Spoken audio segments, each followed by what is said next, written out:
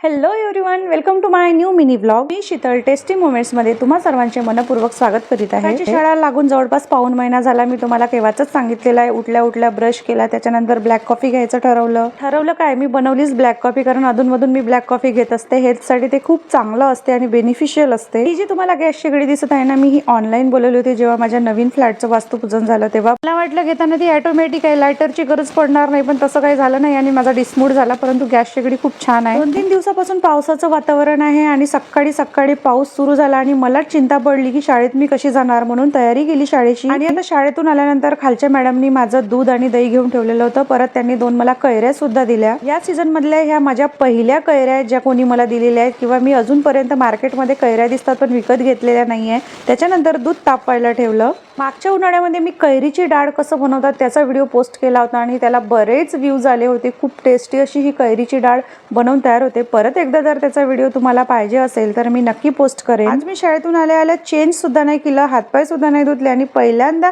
Kitchen ओट्यावरच्या कामाला लागली. कारण सकाळी मी जेव्हा गेली ना, पसारा तसाच पडून होता. घासलेले भांडे लावायचे होते, किचन ओटा आवरायचा होता. पहिल्यांदा मला जर ते डोळ्याला दिसले ना, ते केल्याशिवाय मग मला चैन पडत नाही.